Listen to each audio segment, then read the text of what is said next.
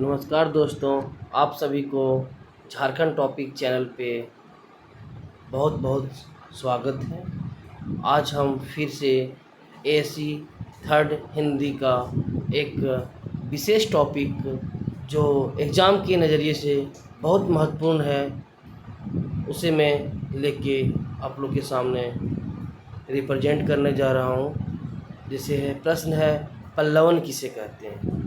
उदाहरण सहित विवेचना कीजिए। एग्जाम में क्वेश्चन हमेशा एक के साथ दूसरा भी अटैचमेंट होता है। जैसे अभी है कि पल्लवन किसे कहते हैं, तो आपको पल्लवन के बारे में पहले लिखना है, क्या समझते हैं ये सब चीज़। फिर है उदाहरण सहित विवेचना कीजिए, मीन्स उसका उदाहरण सहित उस पर व्याख्या करना है। तो क्वेश्चंस को देख के आप आकलन कर सकते हैं कि मुझे आंसर कैसे देना है। मीन्स एक साथ दो दो क्वेश्चन अटैचमेंट है, उसी से संबंधित होता है, अलग अलग नहीं। तो आप कभी भी जब आंसर लिख रहे होंगे तो ध्यान से लिखिएगा, और पॉइंट टू पॉइंट जितना भी लिखिएगा उतना ही बेटर मार्क्स मिलेगा आपको। चलिए, तो इसका उत्तर स्टार्ट करते हैं। पल्लवन शब्द का शाब्दिक अर्थ है विस्तार, अर्थात कोई दिया हुआ निर्धारित विषय जैसे कि लोकोक्ति, उक्ति, सूक्ति, वाक्य, कहावत आदि के भावों को समझना व विस्तार देना पल्लवन कहलाता है। ये अर्थात हम लोग जब हिंदी पढ़ते हैं तो बहुत सारे कविता होते हैं, गद्य होते हैं, पद होते हैं, तो उसका जब भाव हम लोग को लिखते हैं ना विस्तार से, तो उसी को तो पल्लवन कहते हैं। इससे नेक्स्ट क्लास में पिछले क्लास में हम लोग डिस्कस किए थे संक्षेपण। तो ये संक्षेपण का जस्ट विपरीत है, क्योंकि पल्लवन है, इससे हम जितना विस्तार में उस चीज़ को डील कर सकते हैं, समझा सकते हैं या तो समझ सकते हैं, इसके बारे में हम लोग को जानना है। इसमें किसी विषय को विस्तार पूर्वक बताया जाता है ताकि उस सूत्र वाक्य में छुपे हुए गहरे भाव को सरलता से सामने प्रस्तुत किया जा सके। पल्लवन संक्षेपण का विपार्थक शब्द है। देखिए, ऊपर में भी हम डिस्कस किए थे कि पल्लवन जो है वो संक्षेपण का विलोम शब्द है, अब तो विपरीतार्थक शब्द भी बोल सकते हैं। संत, महात्मा, विद्वान आदि संक्षिप्त और प्रतीक संबंधी शब्दों का प्रयोग करते हुए ऐसे जटिल बात कह देते हैं जो उनके लिए तो सरल होती है, पर सामान्य व्यक्ति के लिए इसके भावों को समझने में कठिनाई होती है। अर्थात इसलिए ऐसे वाक्यों को पल्लवन की सहायता से स्पष्ट किया जाता है। देखिए, पल्लवन के कुछ नियम होते हैं, तो उसके बारे में भी हम लोग चर्चा कर लेते हैं। पल्लवन के लिए मूल अवतरण के युक्ति, वाक्य, सूक्ति, लोकोक्ति तथा कहावत को ध्यानपूर्वक पढ़ें ताकि मूल के संपूर्ण भाव अच्छी तरह समझ में आ जाए। मूल विचार अथवा भाव के नीचे दबे अन्य विचारों को समझने का प्रयत्न करें। प्रधान और अप्रधान विचारों को समझ लेने के बाद एक एक कर सभी स्थापित विचारों को एक एक अनुच्छेद में लिखना आरंभ कीजिए ताकि कोई भी भाव तथा विचार छूटने ना पाए। अर्थ तथा विचार का विस्तार करते समय उसकी दृढ़ता में जहाँ तहाँ ऊपर से कुछ उदाहरण और वास्तविक घटना भी दिए जा सकते हैं। पल्लवन के लेखन में प्रसंग के विरुद्ध बातों का अनावश्यक विस्तार या वर्णन बिल्कुल भी नहीं होना चाहिए। पल्लवन में लेखक को प्रधानों अप्रधान भाव या विचार की टीका, टिप्पणी और विवेचना नहीं करनी चाहिए।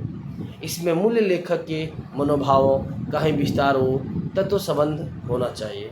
भाव और भाषा की प्रकाशन में पूरी सरलता, मौलिकता और स्पष्टता होनी चाहिए एवं वाक्य छोटे छोटे और भाषा अत्यंत सरल होनी चाहिए। पल्लवन की रचना हर परिस्थिति में अन्य पुरुष में होना चाहिए। पल्लवन व्यास शैली की होना चाहिए, न कि समाज शैली में, अर्थात इसमें बातों को विस्तार से लिखने का अभ्यास किया जाना चाहिए। अब पल्लवन में भी आता है शैली किसे कहते हैं, तो ये हम लोग को भी जान लेना चाहिए कि शैली क्या होना चाहिए।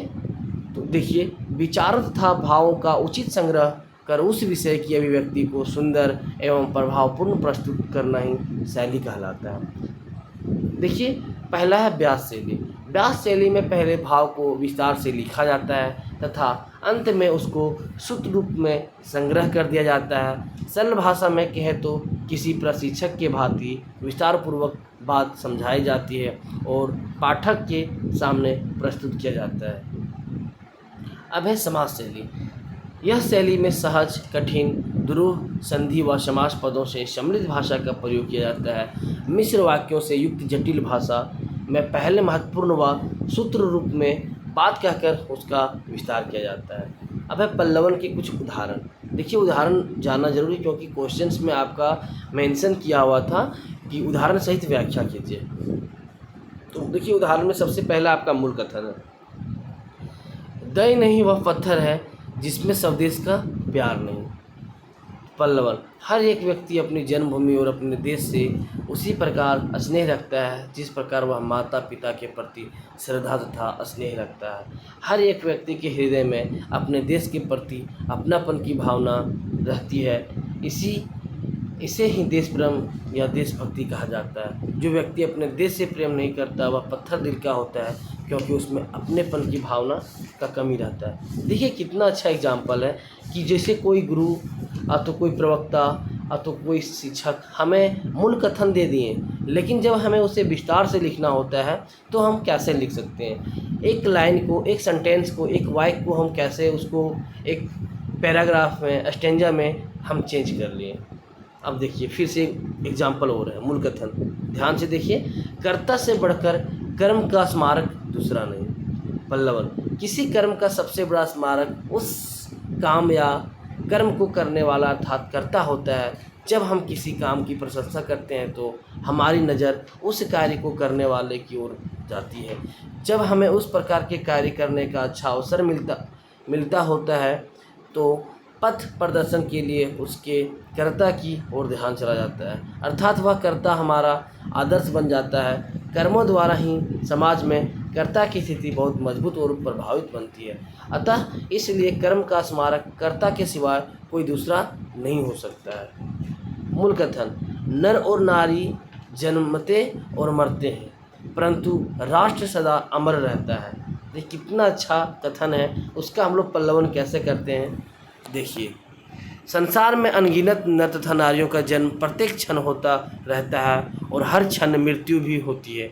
मनुष्य के साथ जीना मरना सदा लगा रहता है। यह निश्चित है कि जन्म होता है तो मृत्यु भी होगी, परंतु राष्ट्र हमेशा अमर है, इसकी आत्मा भी है। राष्ट्र मनुष्य की तरह जीता या मरता नहीं है। व्यक्तियों के मरने से राष्ट्र नहीं मरता। जब तक राष्ट्र की अंतरंग एकता बहुत मजबूत रहती है, उस पर कोई भी बाहरी शक्ति उंगली उठाने की हिम्मत नहीं कर सकता। उसका अमरत्व बना रहता है। अतः नर नारी के जन्म मरण पर भी राष्ट्र अमर है, बल्कि राष्ट्र की जो संस्कृति और राष्ट्रीयता है वह सारे राष्ट्र के नागरिकों के धर्म परिवर्तन तक कर लेने पर वह वहीं रहती है, बदलती नहीं है। तो आज का जो हमारा पल्लवन का टॉपिक था वो समाप्त हो गया।